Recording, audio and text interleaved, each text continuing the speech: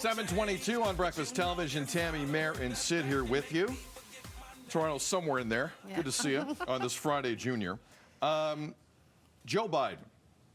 The calls are increasing for him to drop out of the presidential race to go head-to-head against Donald Trump after his debate performance now going back, is it 3 weeks ago now? Feels like it was just yesterday. Yeah, it does. That people are still talking about. And you have Democratic senators in the United States saying he should step down.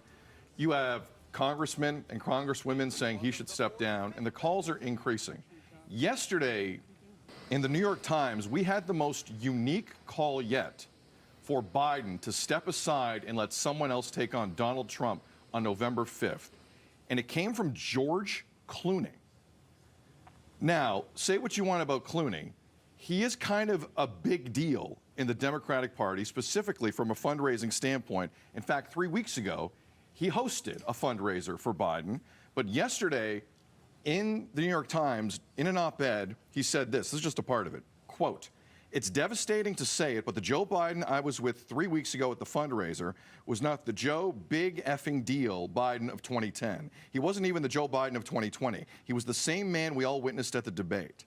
We're not going to win in November with this president. On top of that, we won't win the House, and we're going to lose the Senate."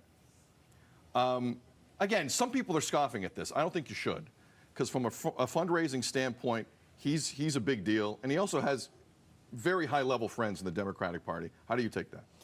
My question is, with that fundraiser, first off, they raised almost $30 million one night. $30 million for the campaign. I'm just wondering why now? If that statement makes it seem as if Clooney felt this way 3 weeks ago when he saw him at the fundraiser and didn't really say anything until now, unless things were said behind closed doors, I'm not sure. But yes, it's adding to that chorus of people wanting Biden not to be the official nominee when their convention, starts next month. I'm just wondering why now. Well, and I think, too, on that front, too, people are kind of coming out saying, as George Clooney, you're a celebrity, kind of get out of politics type of thing, which isn't fair because of his role, like we were just talking about in the fundraiser. But to me, when I saw this yesterday, I mean, it really felt like a bit of a litmus point, a tipping point of, okay, here we go.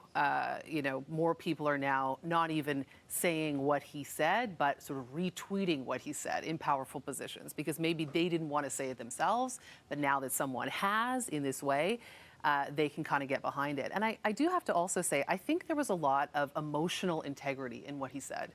And I hadn't heard that before in this. I think there was a lot of sensitivity and empathy.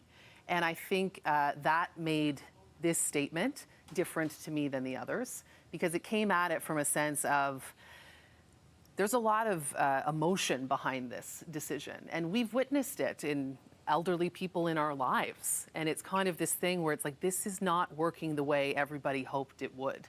And I have to say this, even though I like the guy, I like what he's done, it's not the same guy. And I think, we can, as humans, in families, we can relate to that feeling.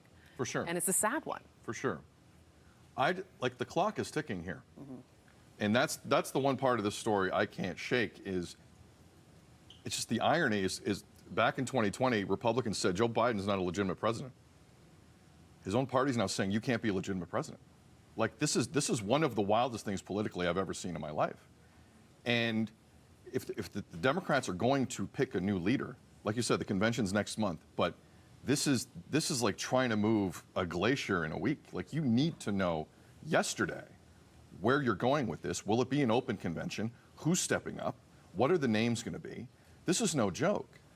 And I would urge everyone today at 5:30 p.m. Eastern to pay close attention to what's happening at the NATO summit. Joe Biden's going to have a live news conference. The world media is there. To borrow a video game term, this is the final boss for Joe Biden, okay? If this is a disaster today, it's over. Some would argue it's already over in terms of his capacity to fend off whatever Donald Trump will throw at him over the next X amount of months. If today goes poorly, look out. And I mean, there's already some bad headlines out of that NATO summit for our country with Justin Trudeau. As Tam's been telling you, it's kind of been embarrassing for this country. The Biden thing's going to take over today. It's 5:30 p.m. Eastern. Watch it closely. History could be made after this if it's one of those performances again, and we'll see where this goes. But the story's not going anywhere. Whoever in Joe Biden's camp thought this was going anywhere lives in Naiveville. And it was a miscalculation, and we're still seeing the remnants of it today. We're going to take a break. We'll have much more on this tomorrow here on Breakfast Television. Full news update with Tam out of that NATO summit in Washington. Plenty of headlines. Also, a great story. Frankie is checking out an amazing program giving kids a chance to play hockey, and it's all put on by the Toronto Maple Leafs and Drew House. That coming up, 7:27. Good morning. You're watching BT.